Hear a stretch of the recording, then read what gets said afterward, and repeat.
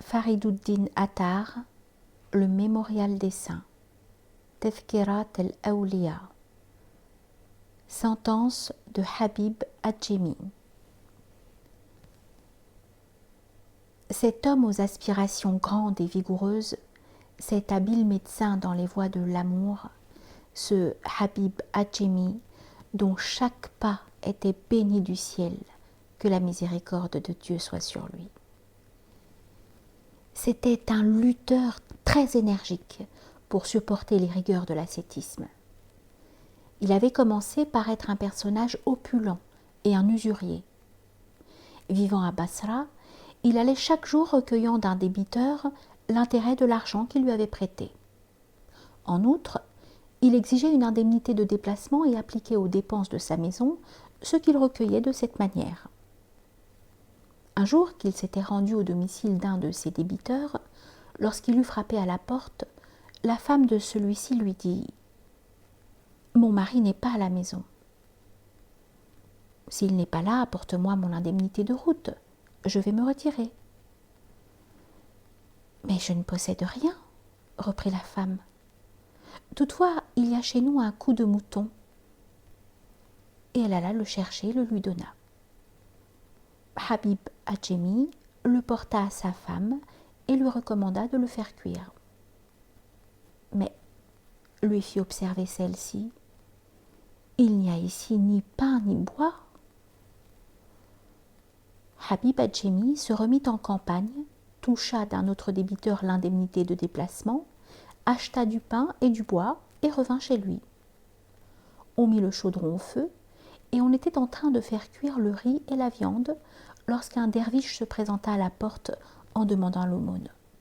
« Va-t'en, lui dit Habib Adjemi, tu ne deviendras pas riche avec ce que tu recevras de nous. » Le derviche ainsi repoussé, une fois parti, la femme voulut verser dans un plat le contenu du chaudron.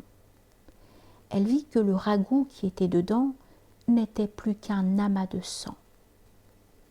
Remplie d'épouvante, elle dit à Habib Adjemi « Ta dureté envers le derviche nous a porté malheur. Tout le ragoût qui était dans le chaudron n'est plus que du sang. » Habib Adjemi, saisi de frayeur à ce spectacle, se repentit et se promit bien, comme gage de sa conversion, de ne plus pratiquer l'usure. Le jour suivant était un vendredi. Habib Adjemi, étant sorti de chez lui, vit, tout en cheminant, que des enfants jouaient sur la route. Ceux-ci ne l'eurent pas plutôt aperçu qu'ils se dirent les uns aux autres « Voilà l'usurier qui va arriver. Éloignons-nous de la route de crainte que la poussière de ses pieds ne nous atteigne, car il ne faut pas devenir maudit comme lui. »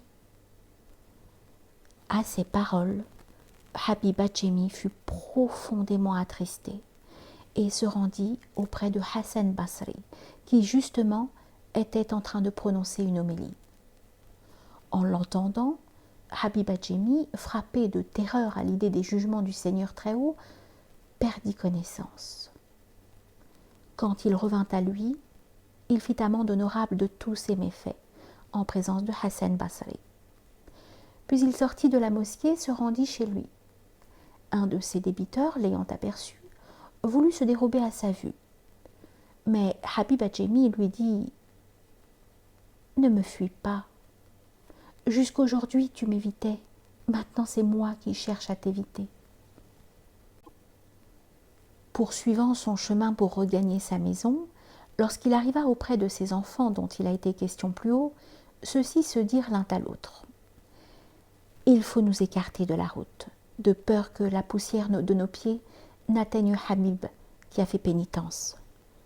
Il ne faut pas que nous devenions rebelles aux yeux du Seigneur Très-Haut. » Habib, en entendant ces paroles, s'écria « Mon Dieu, à cette même heure où, revenant de mes égarements, j'ai cherché un refuge auprès de toi, tu as mis de l'affection pour moi dans le cœur de tes amis et tu as changé en bénédiction les malédictions qui accueillaient mon nom. »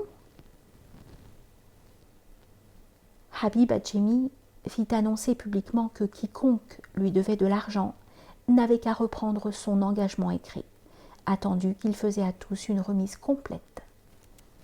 Tous les débiteurs vinrent et reprirent leurs obligations. Puis il distribua tout l'argent qu'il avait amassé depuis tant d'années, tellement qu'il ne lui resta absolument rien. Soudain arriva un de ses créanciers, qui réclama son dû. Il lui donna le voile de sa femme. Un second vint ensuite, qui réclama également. Il lui remit sa propre chemise, de sorte qu'il resta nu. Il se bâtit sur le bord de l'Euphrate un ermitage, et s'y adonna entièrement aux œuvres de piété. Le jour où il se rendait auprès de Hassan Basri pour s'y instruire, la nuit, jusqu'au premier rayon de l'aurore, il priait et gémissait. On l'appelle Adjemi, qui signifie le mal instruit, parce qu'au commencement, il ne pouvait pas prononcer correctement les paroles du Coran. Au bout de quelque temps, sa femme commença à se plaindre en disant « Décidément, je suis à bout de force, épuisée de faim et de dénuement. Il me faut absolument quelque argent. » À cette époque, Habib Adjemi se rendait de jour à son ermitage sur le bord du fleuve et s'y adonnait aux pratiques de piété.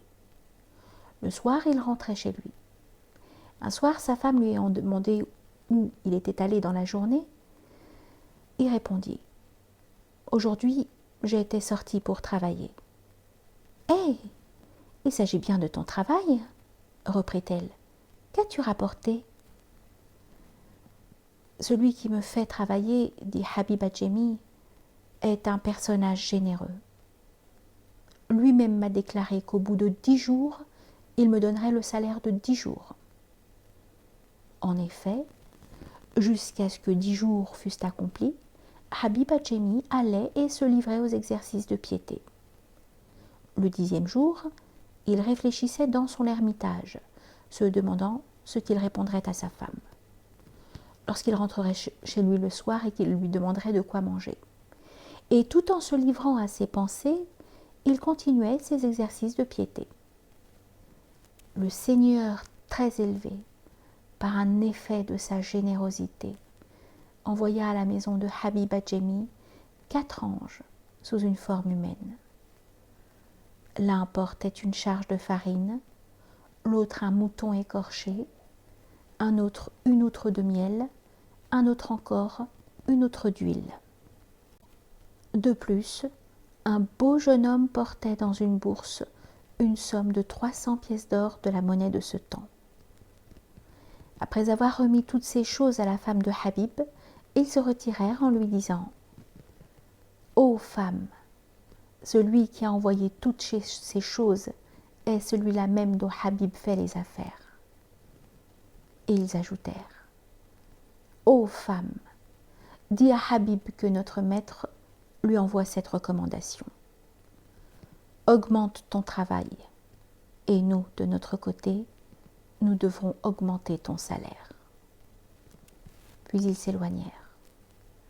Le soir venu, Habib regagna sa maison, tout pensant et soucieux. En y entrant, il sentit une bonne odeur de cuisine. Sa femme, venant à sa rencontre, lui dit « Oh Habib, celui dont tu fais chaque jour les affaires, sois toujours à son service, car c'est un personnage bien généreux et très bon. Aujourd'hui, il nous a envoyé ce que tu vois là avec cette recommandation. Habib n'a qu'à augmenter son travail, et nous, de notre côté, nous devrons augmenter son salaire. » En entendant ces paroles, Habib détourna entièrement ses regards de ce bas monde pour s'adonner au service de Dieu. Les choses en vinrent au point que quelques prières qu'il adressait à la cour du Très-Haut, elles étaient exaucées. Une femme vint trouver Habib Adjemi et tout en pleurs lui dit « Ô Habib, mon fils est parti pour l'étranger et je ne puis plus supporter d'être séparée de lui. Fais une prière. Il est possible que, grâce à elle, mon fils me revienne. »« As-tu quelque argent ?» lui demanda Habib.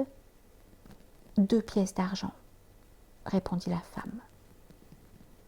Habib, les prenant, les donna à 2 derviches. Puis il fit une prière pour cette femme et lui dit va voir ton fils. Quand elle fut arrivée à sa demeure, elle y trouva son fils installé. Mon fils, lui demanda-t-elle, que t'est-il arrivé? J'étais dans la ville de Kerman, répondit-il. Mon patron venait de m'envoyer au bazar pour y acheter de la farine.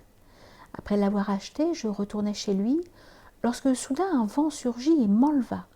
Puis j'entendais une voix qui disait « Ô vent, transporte-le à sa maison, par la vertu de la prière de Habib Adjemi et des 2 pièces d'argent qu'il a données en aumône. » Si l'on venait à demander comment le vent peut-il conduire quelqu'un à un but, réponds exactement comme il enlevait le trône de Suleyman le prophète et le conduisait en 1 heure à une distance d'1 mois de route. Comme aussi il fit arriver en un instant le trône de Balqis auprès de Suleyman. On raconte qu'un jour, avant la station de Arafat, on vit Habib Adjemi à Basra et que le jour même de Arafat, on constata sa présence dans la Kaaba. Une année, il eut une disette à Basra. Habib Adjemi acheta à crédit une grande quantité de provisions. Puis, ayant cousu une bourse de cotonnade, il la déposa le soir sous son oreiller. Le lendemain matin, lorsque le marchand vint réclamer son argent, Habib le retira de cette bourse et lui remit. Habib Adjemi possédait une maison auprès d'un marché en plein vent de Basra. Il avait aussi un vêtement de fourrure qu'il mettait en toute saison. Or un jour, qu'il était assis dans ce marché, il se leva pour aller s'acquitter de ses devoirs religieux, laissant là son vêtement. Survint Hassan Basri, qui, voyant la pelisse de Habib, la reconnut et resta auprès pour la garder, de peur que quelqu'un ne l'emportât. Habib revenant s'écria « Ô imam des musulmans, pourquoi te tenir ainsi en faction ?»« Parce que, répondit Hassan Basri, tu avais laissé ici cette pelisse que quelqu'un pouvait emporter tout à coup. À qui donc te fiais-tu pour l'avoir abandonnée ainsi ? À celui-là même qui t'a envoyé ici, répondit Habib, et qui a fait que tu es venu et que tu as veillé sur la pelisse. On raconte qu'un jour, Hassan Basri rendit visite à Habib. Il y avait chez celui-ci 2 pains d'orge et un peu de sel qu'il apporta et déposa devant Hassan Basri. Comme celui-ci se disposait à manger et allongeait déjà la main, un derviche se présenta à la porte et demanda la charité. Aussitôt, Habib de lui donner ses 2 pains. « Habib, lui dit Hassan, tu es un homme de bien, mais si tu avais une parcelle d'intelligence et d'instruction, tout serait pour le mieux. Ne sais-tu pas qu'on ne doit jamais retirer le pain de devant un hôte ? Au moins fallait-il ne donner qu'un de ces pains au derviche et laisser l'autre en place. » Habib ne répondit rien. Quelques instants après, entra un homme, apportant dans une nappe du pain, un agneau rôti, un grand plat de halwa et 500 pièces d'or. Il déposa le tout devant Habib et dit « Maître, un tel vous envoie ses compliments. » Tous deux, Habib et Hassan, se mirent à manger de ses provisions, et Habib distribua l'argent aux pauvres et aux derviches. Puis il dit à Hassan Basri « Eh mon maître, tu es un homme de bien, mais si dans tout cela tu avais été plus sincère, tout aurait été pour le mieux. Car tu aurais eu à la fois le savoir et la sincérité. Et la sincérité va toujours bien avec le savoir. » On raconte qu'un jour, au moment de la prière du soir, Hassan Basri arriva à l'ermitage de Habib Adjemi. Celui-ci avait déjà commencé la prière et il récita « Alhamdulillah ». Il prononçait « Alhamdou ».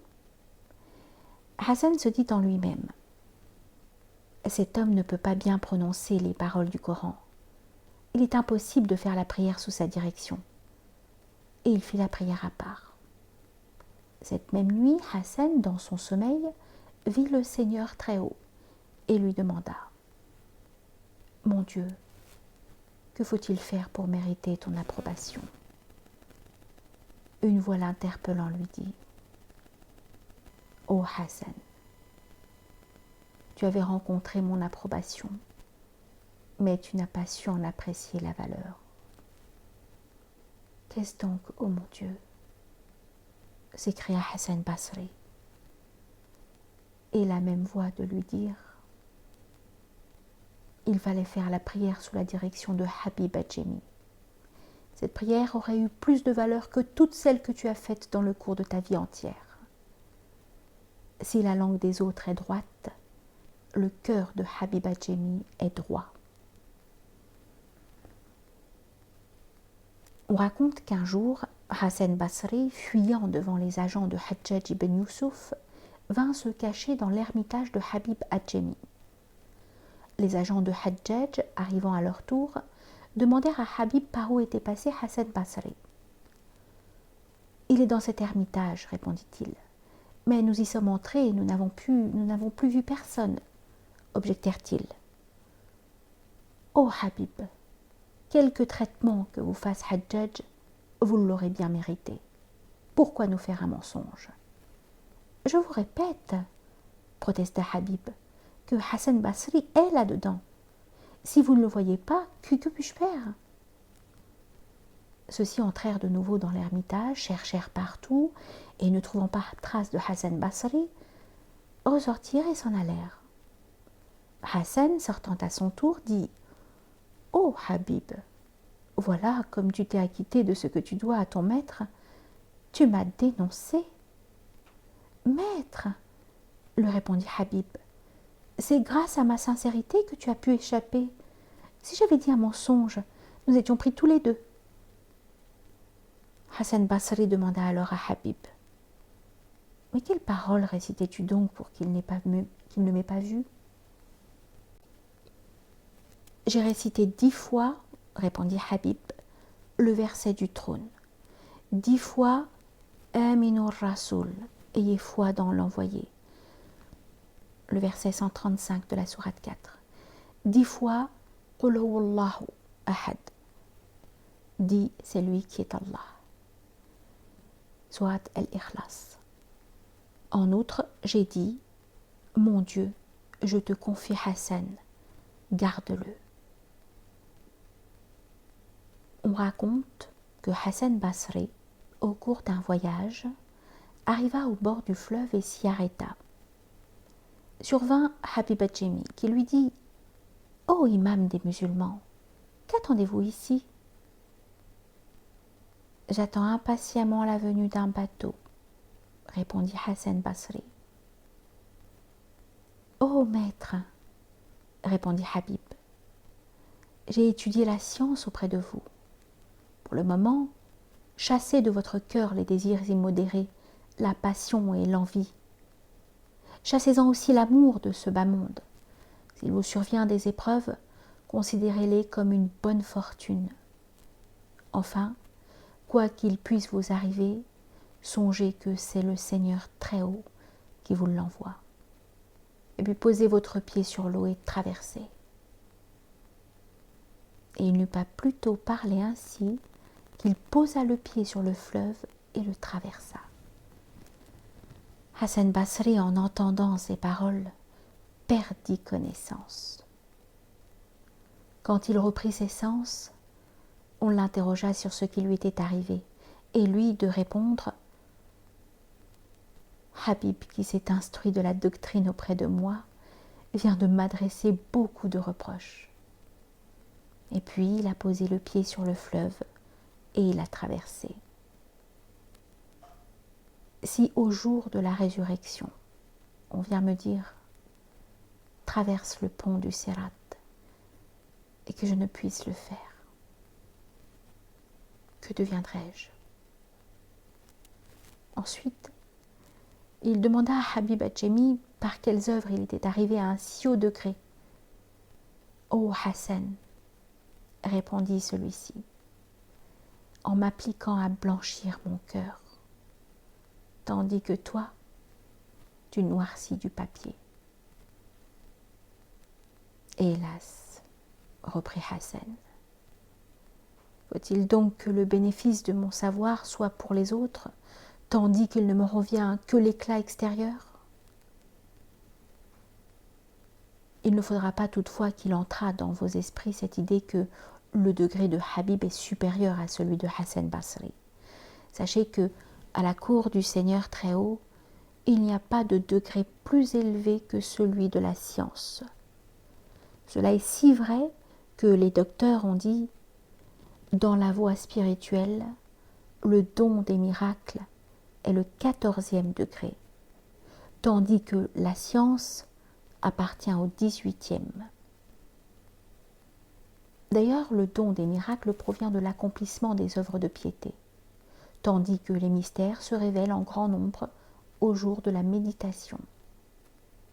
Voyez par exemple Sulayman, sur lui soit le salut.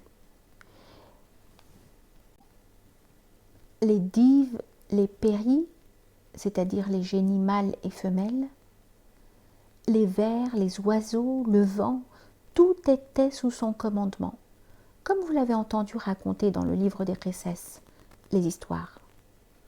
En outre, il comprenait le langage de tous les oiseaux, et cependant, quoique parvenu à un si haut degré, il se soumettait docilement au livre que Dieu avait envoyé à Moussa et qui est connu sous le nom de Tawrat, la loi, et agissait d'après ses instructions. On raconte qu'Imam Shafi'i et Imam Ahmed Hanbal étaient assis tous deux occupés à converser lorsque survint Habib Adjemi.